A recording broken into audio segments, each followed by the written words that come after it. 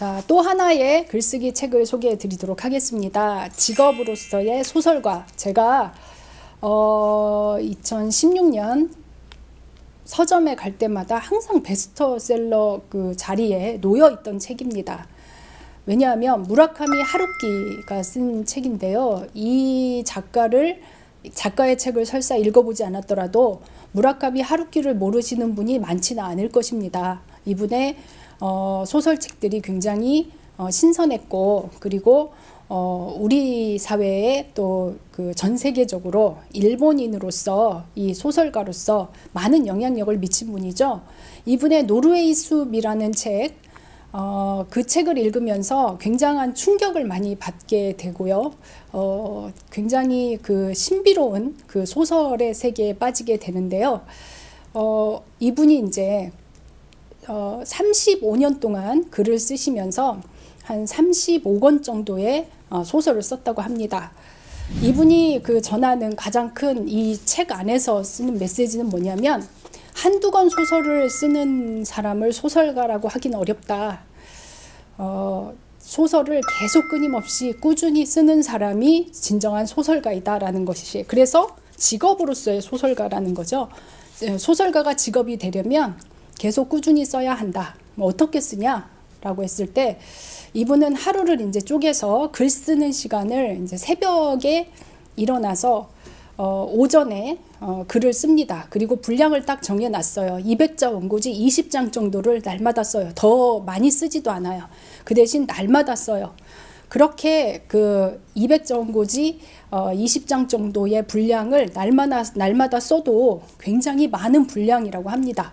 그리고 소설가이기 때문에 체력이 중요하니까 운동을 열심히 합니다. 수영도 하고 달리기도 해요.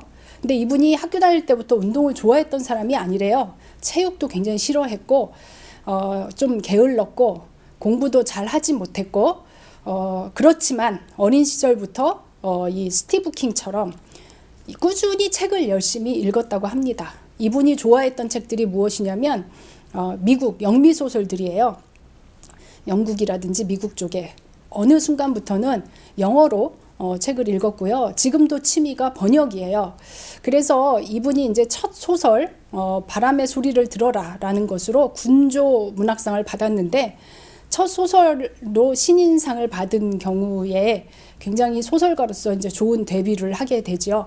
근데 이분이 이제 글을 다 이제 소설을 어느 날 갑자기 영감이 와서 30살이 넘었을 때 야구 경기장에 가서 야구를 보다가 강렬한 햇빛을 보면서 소설을 써야 되겠다라는 생각이 들어서 재즈 카페를 운영하던 중에 그 부엌에서 소설을 쓰게 됩니다. 그 첫 소설이 바람의 소리를 들어라인데, 그 책을 쓰고 난 다음에 쭉 읽어봤더니 너무 재미가 없는 거예요.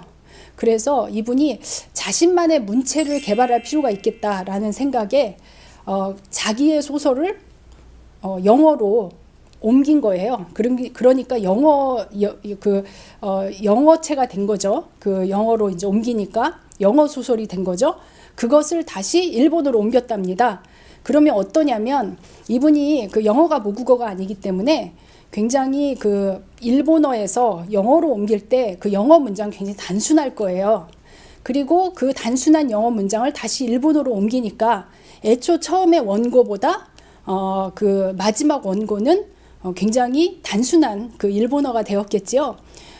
그 독특한 외국어를 번역한 번역체 같은 자기만의 독특한 문체를 찾았고요. 그 과정을 통해서. 그 다음에 우리도 우리말로 쓸 때 이렇게 그럴듯하게 막 미사여구를 쓰고 단순하게 잘 못 쓰지만, 여러분들이 영어나 뭐 일본어 하시는 분들이 있다면 영어로 한번 일기 같은 거 써보세요. 영어를 잘하지 못하고 어려운 말도 모르기 때문에 쉬운 단어만 쓰게 되고 문장도 굉장히 쉬워집니다. 그러다 보니 이분이 쓴 문장은 굉장히 쉬워졌다는 거죠. 그래서 글을 잘 쓰는 데 있어서의 여러 비법이 있는데, 이분도 똑같이 얘기를 해요. 책을 많이 읽어야 된다. 그리고 열심히 써야 된다. 근데 그 쓰는 데 있어서 솔직함이라는 것, 진솔함이라는 게 굉장히 중요한데, 내가 아는 내용을 가능한 쉽게 써내려가는 것, 그리고 내 주변에 있는 경험한 것들을 그 많은 소재를 그 주변에서 찾는 것. 그러니까 자기도 잘 모르는, 예를 들면 해밍웨이 같은 작가는 전쟁을 경험하고 글을 썼습니다. 그러다 보니까 전쟁에 대한 경험을 통해서 소설을 썼지만 전쟁 경험을 하지 못하니 차후에는 소설을 잘 못 쓰거나 처음 거보다 별로 그렇게 좋지 않은 경우도 있는데요. 그런 작가도 있겠지만 이 직업으로서의 소설가라고 하는 것은 자기 주변에서 자기가 경험한 것, 생각한 것 안에서 소재를 뽑아내는데, 거기에서 굉장히 중요한 것이 뭐냐면 새로운 시각으로, 다른 시각으로, 남이 이야기하지 않은 다른 신선한 시각으로 늘 일상적이고 우리가 늘 바라보는 것을 비틀어서 바라보는 이런 능력, 그거는 사고력 같고요. 굉장히 많은 생각의 전환이 있어야 될 것 같습니다. 그런 면에서 보면 글 쓰는 작가들, 특히 이렇게 많은 독자들을 매료하는 작가들은 천재임에 틀림이 없습니다. 그렇지만 그런 천재들도 그렇게 열심히 날마다 글쓰기를 멈추지 않는다는 것, 이것이 우리가 새겨야 될 교훈이 아닐까 생각을 합니다.